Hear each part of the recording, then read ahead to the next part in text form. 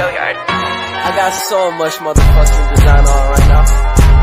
Break it down, bring it back, make it clap. I got 3 old thoughts, new block, where that thing. Bitches on my line, and you know. Assalamualaikum warahmatullahi wabarakatuh. Halo teman-teman semuanya, selamat pagi.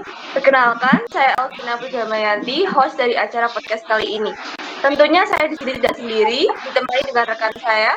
Saya Muhammad Abdul Nafianto, saya sebagai host 2. Baik, kami di sini akan menemani Anda dengan tema podcast yang membahas mengenai perempuan dan seksual, yang sangat menarik untuk dibahas. Saya dan rekan saya akan menemani Anda membahas kasus ini selama 30 menit ke depan.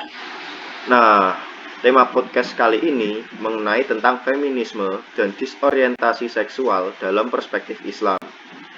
Nah, pengertian dari feminisme sendiri yaitu suatu kesadaran akan penindasan dan pemerasan terhadap perempuan dalam masyarakat, di tempat kerja, dan dalam keluarga, serta tindakan sadar oleh perempuan maupun laki-laki untuk mengubah keadaan yang tidak adil.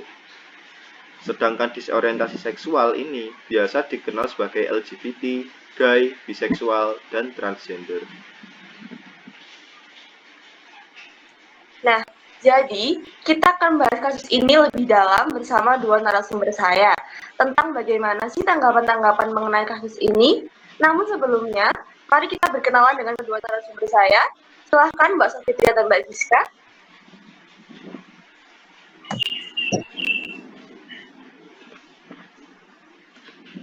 Oke, halo semuanya. Perkenalkan, nama saya Sofitria Ramdhani. Saya berasal dari Kota Bima.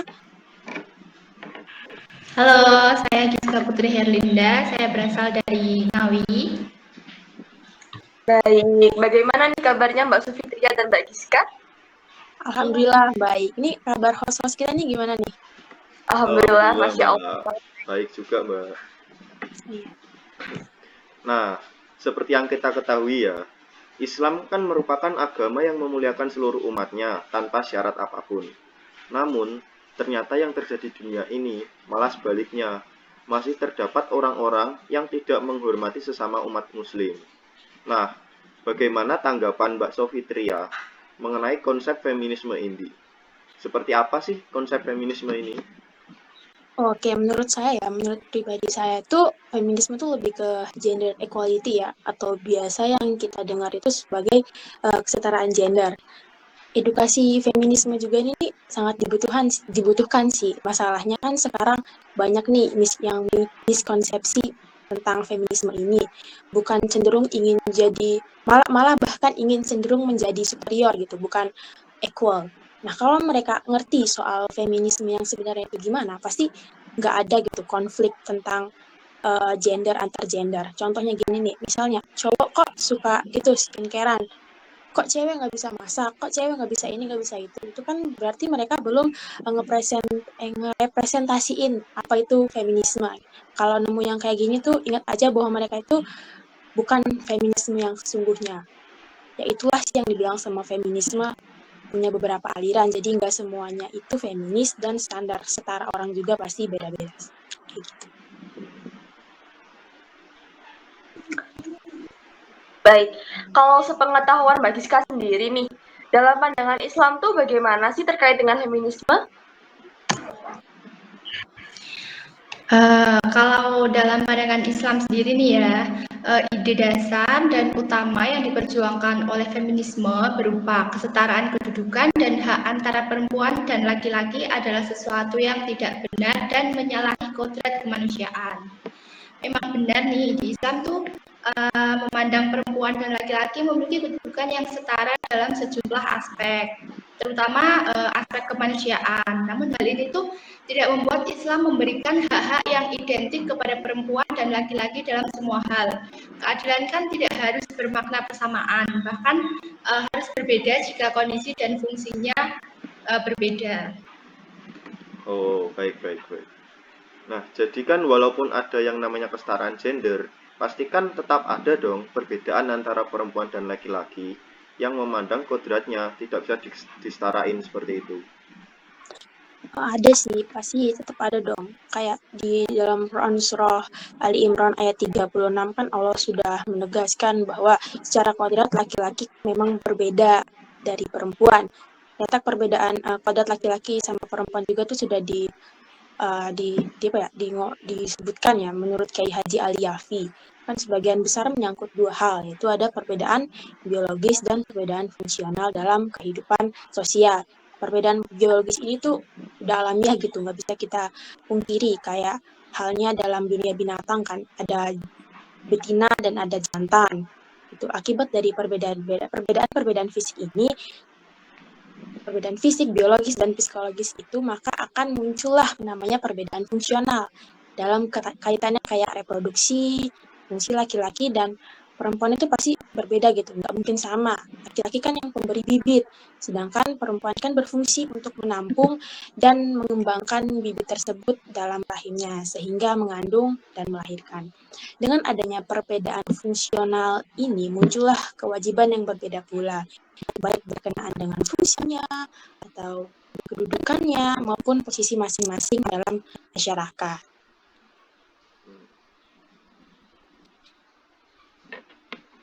Mungkin Mbak Giska ingin menambahkan? Iya. Dalam hal aurat juga tuh, Islam kan mewajibkan perempuan menutup seluruh tubuhnya kecuali bagian wajah dan telapak tangannya. Sementara aurat laki-laki itu hanya pada pusar sampai lutut. Perbedaan lainnya itu ada bahwa khatib atau imam dalam sholat Jumat adalah laki-laki bukan perempuan. Bahkan keikutsertaan perempuan dalam sholat Jumat itu dipandang sunnah. Demikian pula terdapat hukum yang khas perempuan seperti tentang hukum haid, masa iddah, kehamilan, penyusuan dan sebagainya.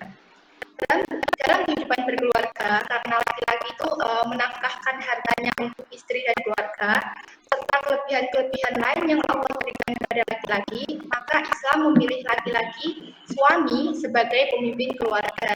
Ini disebutkan dalam Quran Surat An-Nisa ayat 24.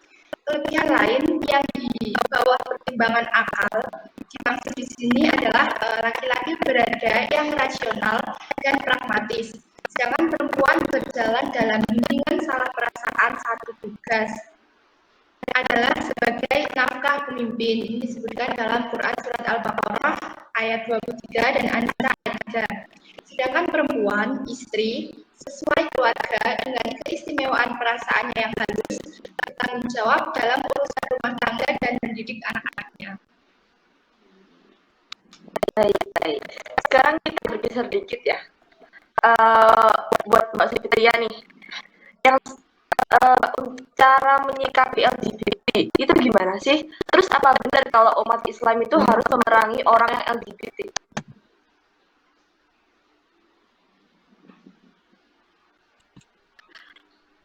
LGBT ini kan merupakan persoalan yang pelik ya dan kompleks juga karena faktor penyebabnya ini beragam, kayak mungkin pergaulannya atau lingkungan sosialnya, mungkin sama faktor genetiknya juga bisa menjadi salah satu faktor.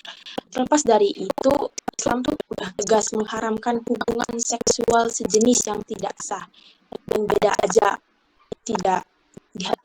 itu diharamkan gitu. Apalagi yang sejenis, laki-laki dengan laki-laki, perempuan dengan perempuan, hubungan sejenis seperti itu tuh udah diharamkan dalam Islam, udah menjadi kesepakatan setiap ulama, jadi nggak ada lagi perselisihan terkait hal itu. Untuk menyikapi LGBT sendiri ya, sama kayak kita menyikapi perbuatan-perbuatan haram yang lain, seperti maksiat, mabuk, minum-minuman keras, judi dan sebagainya. Umat Islam tuh harus bisa gitu membedakan antara perbuatan sama orangnya. Islam adalah agama kemanusiaan, agama yang memanusiakan manusia. Maka cara menyikapi orang-orang yang berbuat maksiat itu juga tuh dengan membedakan antara perbuatan sama orangnya gitu. Jadi dalam Islam yang harus dihindari, yang harus dijauhi itu perbuatan maksiatnya.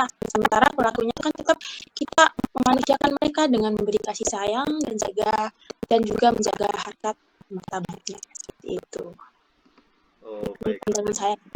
Terima kasih Mbak Sofi. Kemudian pertanyaan untuk Mbak Giska ya. Nah, menurut pandangan dan sepengetahuan Mbak Giska ini, bagaimana sih hukuman bagi pelaku LGBT dalam ajaran agama Islam? Oke, nah itu ada 3 pandangan mengenai hukuman yang pantas dikenakan LGBT ini. Yang pertama itu, sebagian ulama berpendapat bahwa hukuman terhadap pelaku gay dan lesbian adalah pembunuhan secara mutlak, baik itu dengan dirajam, ditebas dengan pedang, atau dieksekusi dengan cara digantung. Lalu yang kedua, sebagian ulama berpendapat bahwa hukumannya sama dengan hukuman untuk pelaku zina. Bila belum menikah, maka dihukum cambuk, sedangkan jika sudah menikah, dirajam. Lalu yang ketiga, sebagian ulama yang lain berpendapat ketentuan mengenai hukuman terhadap pelaku gay dan lesbian diserahkan kepada otoritas pemerintah yang berwenang. Hukuman yang diberikan bisa dalam bentuk penjara ataupun hukuman disiplin yang lain. Nah, perbedaan pendapat dalam memberikan hukuman kepada pelaku homoseksual itu bersumber pada hadis Nabi Sallallahu Alaihi Wasallam. Syekh Mukhtar berkata, Rasulullah Sallallahu Alaihi Wasallam merindukan yang artinya, siapa di antara kalian yang menemukan orang yang melakukan perbuatan kaum Nabi Lut, maka bunuhlah pelaku dan pasangannya.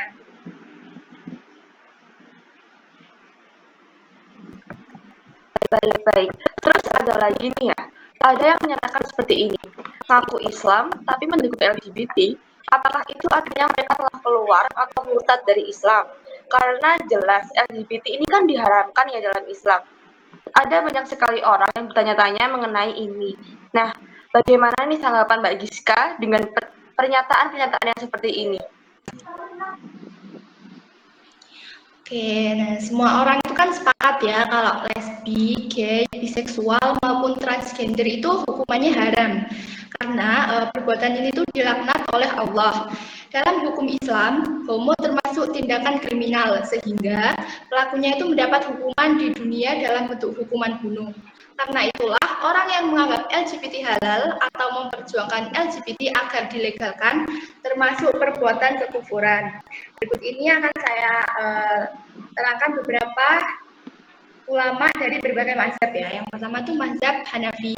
Muhammad bin Ismail Ar-Rasyid, ulama Hanafiyah, menyebutkan beberapa perbuatan penyebab kekufuran, di antaranya yang beliau sebutkan, yaitu siapa yang mengingkari haramnya perbuatan yang disepakati haram atau ragu dalam mengharamkan yang disepakati haram seperti khamar, zina, homo atau riba, atau dia meyakini bahwa dosa besar atau kecil itu halal, maka dia kafir. Lalu yang kedua, mazhab Syafi'i, Imam An-Nawawi dalam kitabnya Raudhatul Thalibin menyebutkan tentang sebab orang menjadi murtad. Beliau menyebutkan daftar perbuatan yang bisa menyebabkan orang jadi murtad.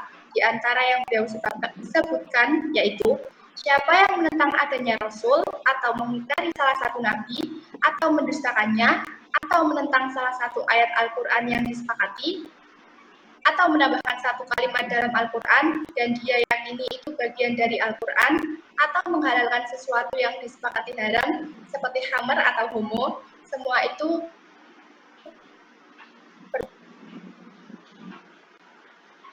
Al-Hambali dalam kitabnya Kasyaf Al-Qana menyebutkan beberapa perbuatan yang menyebabkan orang jadi kafir, di antara yang beliau sebutkan yaitu atau menghalalkan zina dan semacamnya, seperti menghalalkan sumpah palsu, homo, atau membolehkan tidak sholat, atau tidak mengakui adanya sesuatu yang haram yang disepakati haramnya, seperti daging babi, khamar atau sebagainya, lalu dia ragu tentang dan yang semisal dengannya, yang dia ketahui maka itu kafir karena dia mendustakan Allah, Rasulnya dan seluruh umat. Oke, baik. Terima kasih Mbak Giska. Nah, tapi saya ada pertanyaan lagi nih Mbak. Jadi menurut pandangan Mbak Giska itu, apakah setiap organisasi atau gerakan yang memperjuangkan Permisi Mas Alvin, mikrofonnya masih mati. Oh iya, mohon maaf. Jadi terima kasih ya Mbak Giska. Saya ada pertanyaan lagi nih. Nah, menurut pandangan Mbak Giska ini, apakah setiap organisasi atau gerakan yang memperjuangkan perbaikan nasib bagi perempuan disebut feminisme?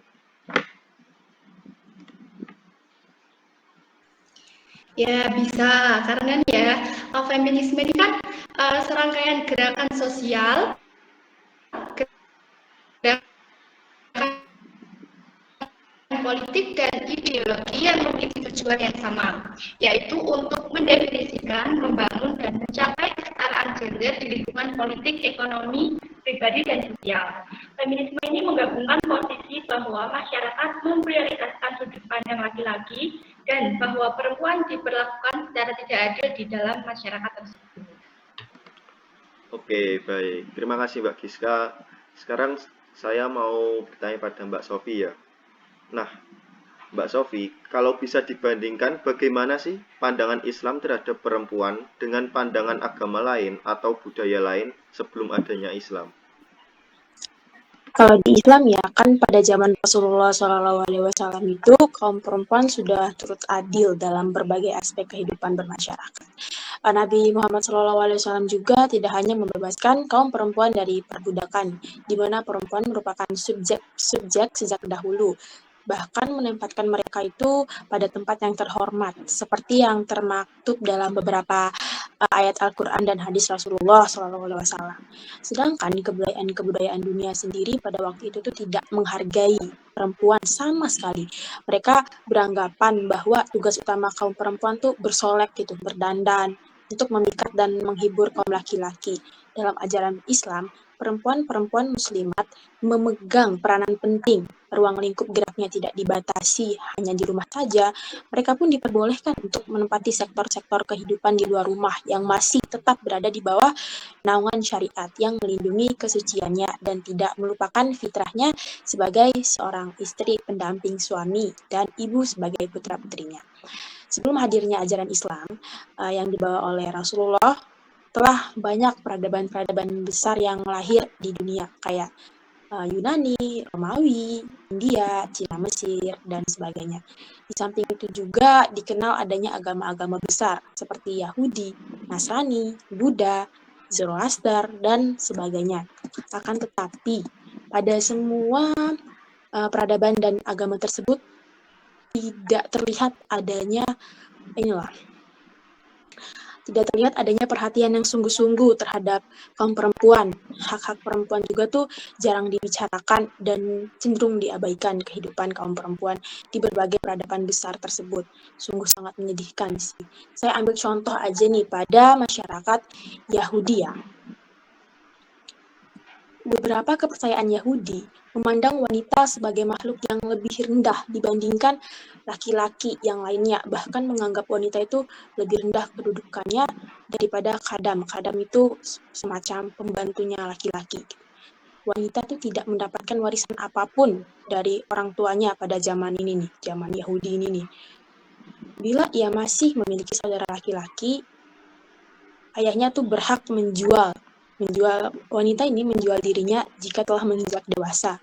Nah, apabila seorang wanita ini memutuskan untuk menikah, maka semua miliknya itu menjadi milik suaminya. Seorang suami juga memiliki hak penuh atas milik istri selama mereka masih terikat dalam ikatan pernikahan.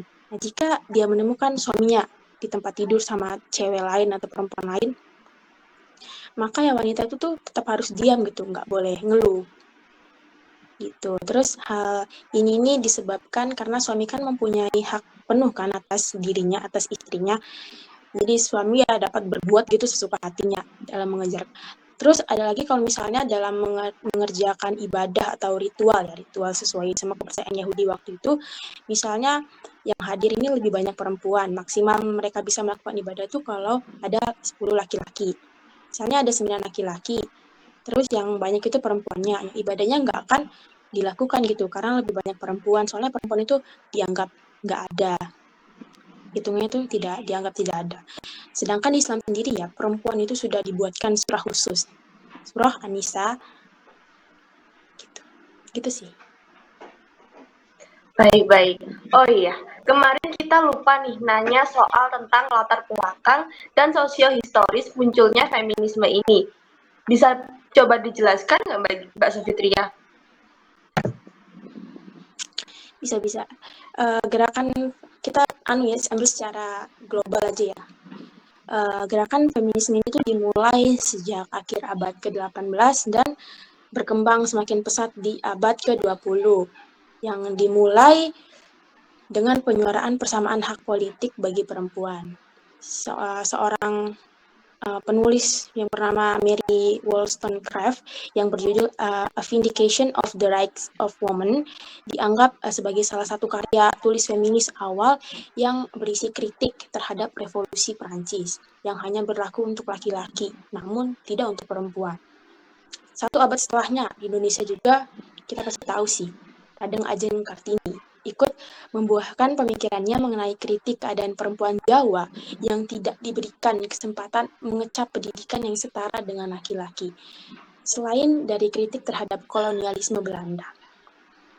Di akhir abad ke-20, gerakan feminisme ini banyak dipandang sebagai sempalan gerakan critical legal studies yang pada intinya banyak memberikan kritik terhadap logika hukum yang selama ini digunakan,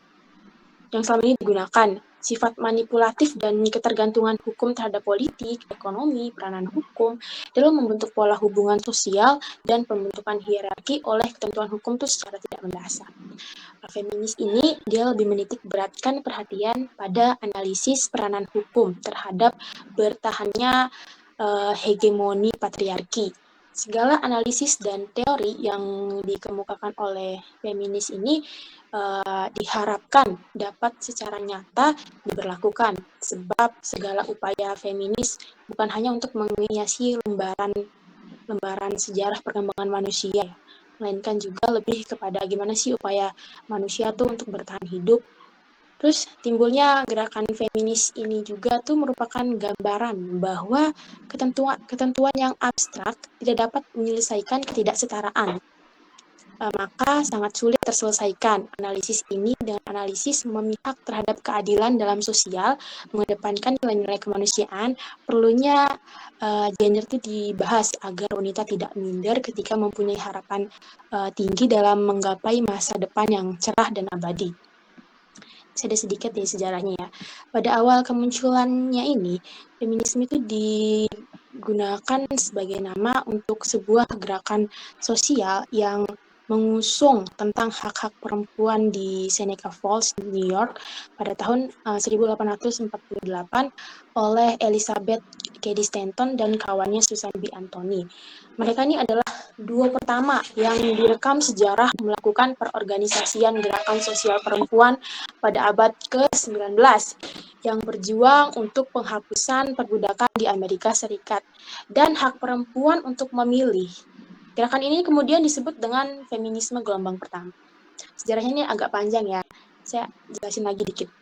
Terus satu abad berikutnya lagi, perjuangan pergerakan perempuan bernapas dalam ideologi sosialisme yang diusung oleh feminis Eropa seperti Clara Zetkin, terus ada Rosa Luxemburg dan Emma Goldman. Semangat feminisme dan pembebasan terhadap perbudakan dan penjajahan ini kemudian menular ke negara-negara Asia, Afrika yang berada di bawah penjajahan beberapa negara Eropa pada awal abad ke-20. Pemikiran tentang hak-hak perempuan mendapat pengaruh dari munculnya pemikiran abad pencerahan tentang individu, negara, dan hak asasi warga negara. Pada abad yang sama juga, Indonesia masih berupa wilayah kerajaan dan kesultanan. Dan kesadaran tentang sebuah bangsa itu belum terbentuk pada masa-masa kerajaan kesultanan. Setelah tahun 1900-an, muncullah ide tentang bangsa dan kebebasan dari penjajahan yang nantinya hadir dalam benak para pendiri bangsa Indonesia. Tokoh-tokoh feminis seperti Raden Ajeng Kartini dalam surat-suratnya yang dibukukan yang berjudul Habis Gelap Terbitlah Terang yang memberikan fondasi awal tentang imajinasi kemerdekaan bangsa Indonesia.